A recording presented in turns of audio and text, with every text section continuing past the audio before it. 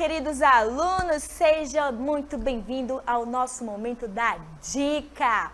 Eu sou a professora Vanessa Mafra de Língua Portuguesa e a dica de hoje é maravilhosa, sobre um assunto maravilhoso, facinho, que a gente ama estudar. Então, vamos lá para a nossa dica?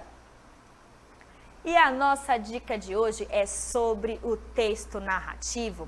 A narração faz parte do nosso dia a dia. Contamos como foi o nosso dia para os nossos pais quando a gente chega da escola, né? Falamos aos nossos amigos como foi divertido o nosso final de semana. Então, é o texto narrativo que nos auxilia aí a falar sobre esses acontecimentos da nossa vida. E o texto narrativo é um tipo de texto que esboça as ações de personagens num determinado tempo e espaço. Alguns exemplos de texto narrativo são, por exemplo, romances, novelas que a gente conhece bastante, né? Conto, crônica, fábula. Para fazer uma boa compreensão desses textos, é necessário ler com atenção e identificar elementos importantes para a compreensão do texto, como, por exemplo, olha só o que nós temos que verificar no nosso texto. A gente tem que verificar o quê? Onde acontece a nossa história, não é? O tempo da história, os personagens, não é? O enredo, quem é o nosso narrador, tipos de discurso. Então, tudo isso a gente tem que verificar. E aí eu falo assim, onde? Eu tenho que saber o lugar da nossa história. Quando? Eu estou falando do quê? Do tempo, o momento que aconteceu, os fatos, o enredo que eu acabei de falar para vocês, o que é a sequência, quem começou primeiro, segundo, terceiro, até chegar o nosso final. Os nossos personagens, né? Tem 1, 2, 3, quantos personagens nós temos? Narrador, nós temos 3 tipos de narrador.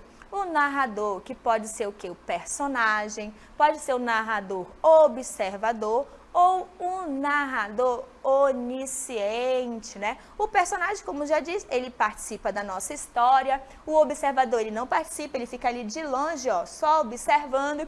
E o onisciente, ele conhece tudo sobre o nosso personagem, seja nas ações aqui que todo mundo vê, ou o que passa na cabeça dele, o lado psicológico, emocional desse personagem, né? E aí o texto pode ser apresentado através dos discursos, que nós temos 2, discurso direto e discurso indireto. O direto, o nosso personagem tem poder de fala, vai ter travessão, 2 pontos, que são a pontuação que indica a fala, né?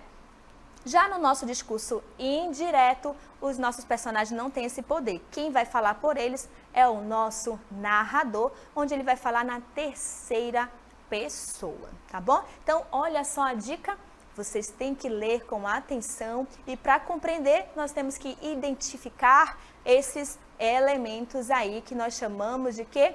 Elementos da narração, eles estão presentes nesse tipo de texto, certo?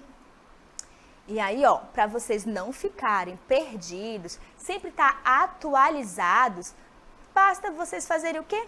Acessarem as nossas redes sociais. Vai lá, acessa, clique, curte, compartilha e o quê? Se inscreva, que lá tem muita novidade para vocês, tá bom?